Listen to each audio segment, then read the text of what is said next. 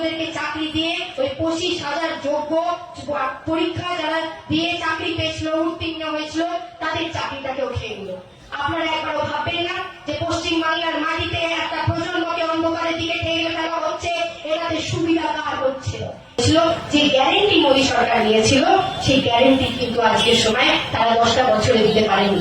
এবং তাই জন্যে আপনারা ভাবুন, যারা বিজেপি থেকে উত্তীর্ণ, যারা কেন্দ্র সরকার থেকে কোনো সুবিধা পাননি, কেন্দ্রের সরকার আপনাকে চাকরি হোক, রোজগার হোক, রুটি রুজির প্রশ্ন হোক, শ্রমের দাম দিতে পারেনি, শিক্ষা প্রাঙ্গণগুলোকে শেষ করে দিয়েছেন।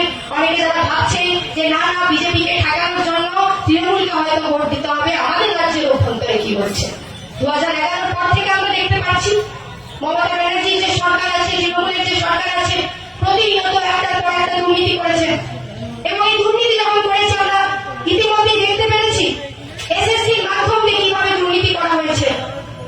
আমার বাড়িতে, আমার পাড়ায়, আমার কলোনিতে, আপনার কলোনিতে ছেলেমেয়েরা পড়াশোনা করেছে, পড়াশোনা করে যোগ্যতার সাথে পরীক্ষা দিয়ে তার একটা যোগ্য চাকরি করার জন্য নিজের 15টা 20টা বছর তিনি ঘাম তার ছড়িয়েছে। আমরা কি দেখতে পেলাম? যারা চাকরি পেল তার মধ্যে 3000-এরও বেশি এমন চাকরি দেওয়া হলো যাদের ওএমআরশিট পরীক্ষার যে খাতা সেটা ফাঁকা ছিল। এবং লক্ষ লক্ষ টাকা ব্লক লেভেল থেকে শুরু করে, লোকাল এরিয়া থেকে শুরু করে, তৃণমূলের যারা চুনোপুটি চোররা আছে, যারা নেতা মন্ত্রী বলে ঘুরে বেড়ায়, তারা লক্ষ লক্ষ টাকা মানুষের থেকে নিয়ে এই অযোগ্যদেরকে চাকরি দিয়ে ওই 25,000 যোগ্য পরীক্ষা যারা দিয়ে চাকরি পেয়েছিল, উত্তীর্ণ হয়েছিল, তাদের চাকরিটাকেও খেয়ে নিল। আপনারা একবারও ভাববেন না যে পশ্চিম বাংলার মাটিতে একটা প্রজন্মকে অন্ধকারের দিকে ঠেলে ফেলা হচ্ছে, এটাতে সুবিধা কার হচ্ছে? কেন চায় নরেন্দ্র মোদী সরকার, কেন চায় মমতা ব্যানার্জির সরকার যে আগামী প্রজন্ম পড়াশোনা না করুক? কেন চায় এরা? কারণ এরা জানে যে এই প্রজন্ম যদি পড়াশোনা করে, তারা শিক্ষা পায়, তারা যোগ্য হয়, তাহলে তারা এদের ভাওতাবাজিতে যাবে না। আমরা যখন রুটি রুজির প্রশ্ন নিয়ে কথা বলছি, আমরা যখন যোগ্য চাকরির কথা বলছি, যখন আমরা বলছি যে জীবনদায়ী যে ওষুধ, সেই ওষুধের দাম প্রতিনিয়ত বেড়ে যাচ্ছে, সেই দাম বাড়বে কেন? সাধারণ মানুষের সুরাহা হবে না কেন? নিত্য প্রয়োজনীয় প্রতিনিয়ত যে জিনিসের দাম আজকে বাজারে গেলে বেড়ে যাচ্ছে, সেই দাম বাড়ছে কেন? সাধারণ খেটে খাওয়া মানুষের যে যোগ্য অধিকার, সেই অধিকার, যে ঘাম, সেই ঘামের দাম, যে শ্রমের দাম, সেই দাম কেন তারা পাচ্ছে না? এই নিয়ে যখন আমরা প্রশ্ন করছি, আমরা দেখছি যে নরেন্দ্র মোদী বিজেপির সরকার বারবার এসে ধর্মের উস্কানি দিচ্ছে, ধর্মের নামে মানুষকে বিভাজন করার চেষ্টা করছে, জাতির নামে মানুষকে বিভাজন চেষ্টা করছে করার। আমরা বলছি এখানে প্রচুর মানুষ হবে, আমি শুনেছি যারা ওপার বাংলা থেকে এসেছিলেন, এবং সেই সময় মানুষদেরকে আমরা যদি জিজ্ঞেস করি ইউসিআরসির যে আন্দোলন, সেই আন্দোলনে লাল ঝান্ডা ধরে, এবং তখন যখন আমাদের বাবাদের থেকে কাকাদের থেকে আমরা শুনেছি যে তারা বলেছেন যে যেভাবে দেশ সে ভাগ হয়েছে বা ধর্মের নামে তাদেরকে এদিকে আসতে হয়েছে, কারুরই এটা ভালো লাগে না। কিন্তু দেশ মানে কি? দেশ মানে আমাদের এই পাড়ায় এলাকায় একসাথে থাকা, দেশ মানে একসাথে বড় হওয়া, এই পাড়ার স্কুলটাতে যাওয়া, দেশ মানে একসাথে সম্প্রীতির সাথে বড় হওয়া। কিন্তু আজকের দিনে যারা ধর্মের উস্কানি দিয়ে মানুষকে বিভাজন করার চেষ্টা করছে, বাপ ঠাকুরদারে যারা এই লাল ঝান্ডার এই ইউসিআরসির আন্দোলনের সাথে ছিলেন, তাদেরকে একবার জিজ্ঞেস করে দেখবেন কি তখন কিন্তু এই ভাগা ঝান্ডা নিয়ে কেউ আসেনি। আজকে যারা হিন্দু সেনা দল বলে, হিন্দুত্ববাদী দল বলে আপনার কাছে এসে আপনি হিন্দু আমি হিন্দু বলে আপনার ভোটটা নেওয়ার চেষ্টা করছে, তাদেরকে বলবেন যে যখন এই রেফিউজি প্রত্যেকটা মানুষ খেতে পারছিল না, রেফিউজি ক্যাম্পে থাকছিল, এই ইউসিআরসির মাধ্যম দিয়ে, এই লাল ঝান্ডার মাধ্যম দিয়ে তারা বাস্তবায়িত করেছিল নাগরিকত্বের লড়াই, তারা বাস্তবায়িত করেছিল এই লাল ঝান্ডা, তাহলে প্রত্যেকটা মানুষ তারা জমি পায়, প্রত্যেকটা মানুষ মাথার উপরে ছাদ পায়, যারা রেফিউজি হয়ে আমার এই বাংলার মধ্যে, আমার এই দেশের মধ্যে এসেছিল, তাদের রুজি রুটির জন্য এই লাল ঝান্ডা প্রতিনিয়ত লড়াই করেছিল। তখন তো আমরা দেখিনি এই হিন্দু সেনা, হিন্দুত্ববাদী দলদের, তারা একবারের জন্য এই লড়াইয়ের মধ্যে ছিল, এই লড়াইয়ের মধ্যে থেকে মানুষকে রুজি রুটির জায়গায় নিয়ে গেছিল, তাদের খাওয়া দাওয়া, তাদের প্রতিনিয়ত তাদের মুখে খাবার কি করে যোগান দেবে সেই নিয়ে কথা বলেছিল। আপনারা একবারের জন্য ভাববেন না এখানে কৃষক সমাজের প্রচুর মানুষ, কৃষি করে প্রচুর মানুষ, গত 10টা বছরের নরেন্দ্র মোদীর বিজেপি সরকার যখন কেন্দ্রে আছে 4 লক্ষেরও বেশি কৃষককে আত্মহত্যা করতে হয়েছে। কেন করতে হয়েছে আত্মহত্যা? যখন আমরা প্রশ্ন করেছি, রিপোর্ট দেখেছি, তখন বিশেষ যারা কৃষি আন্দোলনের সাথে যুক্ত তারা এই রিপোর্টে বলেছেন যে এমন কৃষি আছে যারা বীজ কিনছে, যা বীজের দাম বেড়েছে তারা বীজ কিনতে পারছে না। তারা যে ব্যাংক থেকে লোন নিচ্ছে, কৃষি লোন নিচ্ছে, সেই কৃষি লোন ব্যাংক বা সরকার তাদের মাফ করছে না। এবং যখন তারা বীজের দাম এইভাবে বেড়ে যাচ্ছে, সারের দাম এইভাবে বেড়ে যাচ্ছে, তখন তাদের কাছে কোনো উপায় থাকছে না। তারা ব্যাংকে সেই কৃষি লোন আদায় করার জন্য ব্যাংকের লোকজন আসছে, তারা সেই কৃষি লোন ফেরত দিতে পারছে। এবং আমার এই দেশে, আমার কেন্দ্রের দেশে সরকার এই 10টা বছরের মধ্যে 16 লক্ষ কোটি টাকা আদানি আম্বানিদের মাফ করেছে। আপনি প্রশ্ন করবেন না, যখন 50,000 টাকা একটা কৃষকের বাতিল হতে পারছে না, মাফ হতে পারছে না, তখন 16 লক্ষ হাজার কোটি টাকা এই কেন্দ্রের বিজেপি সরকার আদানি আম্বানিদের মাফ করছে। আমরা কি ভুলে যাব সেই 4 লক্ষ কৃষককে আত্মহত্যা এই জন্য করতে হয়েছে?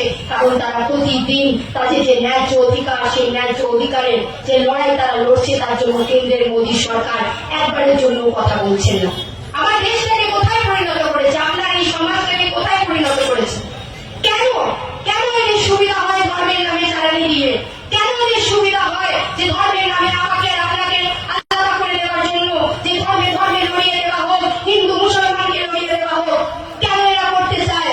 কারণ এরা চায় যে যেখানে যদি অশিক্ষিত তৈরি করে একটা প্রজন্মকে, শিক্ষা তাদের কাছে পৌঁছে না দেওয়া হয়, সেই ছেলেকে, হিন্দু ছেলেকে এসে তারা বলবে, এই হিন্দুত্ববাদী দলগুলো, এই বিজেপি, বজরং দল, হিন্দু সেনা, তারা তাদেরকে এসে বলবে কি যা গিয়ে হাতে তলোয়ারটা তাদের হাতে তুলে দিচ্ছে, বলিয়ে বলছে যা গিয়ে দাঙ্গা করে আয়। আমরা দেখছি আমার রাজ্যের অভ্যন্তরে যে জিনিসটা হচ্ছে, মমতা ব্যানার্জির সরকার, সে বলছে সাম্প্রদায়িককে আটকানোর জন্য তিনি নাকি রাজনীতি করার চেষ্টা করছেন। কেন চায় মোদী সরকার, মমতা সরকার ধর্ম নিয়ে খেলতে? তাদের হাতে বোমা তুলে দিচ্ছে, বলছে নির্বাচনের সময় গিয়ে যা, নির্বাচনটা করতে দিস না, ঘর জ্বালিয়ে দিয়ে চলে আয়। কেন চায় তারা? কারণ তারা জানে যে শিক্ষা যদি এই ছেলে মেয়েগুলোর কাছে না পৌঁছতে পারে, তারা যদি মাথা উঁচু করে না বাঁচে, তাদের কাছে আর কোনো উপায় থাকবে না। এবং তাই জন্য আপনাদেরকে পক্ষ নিতে হবে। এই গরিব ছেলেটা, এই ছেলেগুলোর হাতে যদি তলোয়ার বোমা উঠিয়ে দিচ্ছে আমার সরকার, আপনাদেরকে পক্ষ নিতে হবে যে আগামী দিনে শিক্ষা চাই না তাদের হাতে তলোয়ার চাই? আমরা কি চাই, কেমন ভবিষ্যৎ চাই আমাদের বাড়িতে যে সন্তানরা আছে, ছেলেমেয়েরা আছে, তাদের জন্য? তারা চায় না এই যে নেতা মন্ত্রী ধর্মের নামে উস্কানি দিয়ে চলে যাবে, তাদের কিছু হবে না। আমার পাড়া যে গরিব ছেলেটা, খেটে খাওয়া শ্রমজীবী মানুষের যে ছেলেটা, তার হাতে তলোয়ার তুলে দেওয়া হয়, তার ছেলেটা মারা যায় আমার পাড়াতে ধর্মের নামে উস্কানি দিয়ে। কিছু হয় না নরেন্দ্র মোদীকে, কিছু হয় না অমিত শাহকে, এটা মনে রাখবেন। তারা চায় না, কারণ তারা জানে যে আমার প্রজন্ম, আপনার এই প্রজন্মতে এখানে যে ছেলে মেয়েরা দাঁড়িয়ে আছে, তারা যদি শুনতে পাচ্ছে আমার প্রজন্মর ছেলে মেয়েদের কাছে যদি শিক্ষা পৌঁছয়, তারা শিক্ষা শেষে রোজগার চাইবে, তারা চাকরি চাইবে, তারা সরকারকে জিজ্ঞেস করবে যে আমি যোগ্য থাকা সত্ত্বেও আমার সরকারি চাকরি হচ্ছে না কেন? এবং তারা চায় যে একটা পুরো প্রজন্মকে অন্ধের দিকে ফেলে দেওয়া যায় যাতে। এই জন্য তারা নীতি আনছে। তারা চায় যে আমাদের শ্রম দিয়ে যাতে পুরো দেশের মধ্যে মুনাফা করা যায়। অনেকে এখানে কোভিড ভ্যাকসিন নিয়েছেন, 2020-21 পরে যে করোনা মহামারীর সময় হয়েছিল, সেই মহামারীর পরে কেন্দ্রের সরকার বললো যে না, সবাইকে টিকাকরণ করতে হবে। এই টিকাকরণ যে কোম্পানি করেছে, সেই সব কোম্পানিকে একটা মনোপলি দেওয়া হলো। সেই কোম্পানির নাম সেরাম ইনস্টিটিউট। তারা সেই টিকা বানিয়েছে এবং সেই টিকা থেকে আমাদের দেশের লক্ষ লক্ষ কোটি কোটি মানুষ সেই টিকা নিয়েছে। এই ইলেকট্রাল বন্ডের স্ক্যামে দেখা গেছে যে এই সেরাম ইনস্টিটিউট যে কোম্পানি, সে কোটি কোটি টাকা ভারতীয় জনতা পার্টিকে কন্ট্রিবিউট করেছে ইলেকট্রাল বন্ডে, ফান্ডিং দিয়েছে ইলেকট্রাল বন্ডের নামে। কেন? কারণ তারা চায় যে এই কোম্পানিগুলো আরো বেশি করে মুনাফা করুক। তারা চায় যে যে জিনিসগুলোর দাম আজকের সময় কম হওয়া উচিত, কেন্দ্রের সরকার চাইলে পারে। রাজ্যেও আমরা দেখলাম বিদ্যুতের দাম বেড়েছে, 3 গুণ বেড়েছে, 9 টাকা ইউনিট হয়েছে। এবং এই যে বিদ্যুৎ যে দেয় রাজ্যের মধ্যে যে কোম্পানি, সেই কোম্পানি 600 কোটি টাকা মমতা ব্যানার্জি তৃণমূলের সরকারকে ইলেকট্রাল বন্ডের নামে ফান্ডিং দিয়েছে। কেন? যাতে এই স্ক্যামগুলোকে আরো করা যায়, যাতে বিদ্যুতের দামটা বাড়ানো। আপনি একবার ভেবে দেখুন, কোন সরকার চান? কোন সরকার চান যে আপনার রুজি রুটিটাকে প্রত্যেক দিন ছিনিয়ে নেবে? কেমন সরকার চান যে আপনার আমার কথা সংসদের মধ্যে বলতে পারবে না, কিন্তু প্রতিনিয়ত এটা দেখবে যে মুনাফাকে কামাতে পারবে? মুনাফা রুটি রুজি আমাদের জন্য নয়, সাধারণ খেটে খাওয়া মানুষের জন্য নয়। দুই সরকার যারা উপায়ে বসে আছে কেন্দ্রে এবং রাজ্যে, আমরা দেখেছি প্রতিনিয়ত তারা খেটে খাওয়া মানুষের কথা বলেনি। তারা জানাননি যে ধর্মের নামে উস্কানি দিয়ে মানুষকে বিভেদ করলে মানুষ সেই জায়গায় ব্যস্ত থেকে তাদের শিক্ষা, রোজগার, স্বাস্থ্যের কথা হবে না। এই কোভিড এর সময় আমরা দেখেছি শিক্ষা, স্বাস্থ্য কেন্দ্রগুলোর অবস্থা। আমরা বিভিন্ন জায়গায় হাসপাতালগুলোতে দেখেছি হাসপাতালে বেড নেই, বেড থাকে সেখানে ডাক্তার নেই, ডাক্তার থাকে সেখানে নার্স নেই, স্বাস্থ্যকর্মীরা নেই, স্বাস্থ্যকর্মীরা মাইনে পাচ্ছে না, কন্ট্রাকচুয়াল ভাবে কোথাও কোথাও রাখা হয়েছে। আজকের দিনে দাঁড়িয়ে থেকে রাজ্যের কি অবস্থা? তারা চায় না যে একটা প্রজন্ম পায়ে নিজেদের পায়ে দাঁড়া, এবং তাই জন্য ভাওতাবাজি করে চেষ্টা করছে যে যতদিন এরা সরকারে থাকবে কি করে মুনাফা কামিয়ে, টাকা কামিয়ে, লুট করে এই রাজ্যটাকে, এই দেশটাকে শেষ করে দেবে।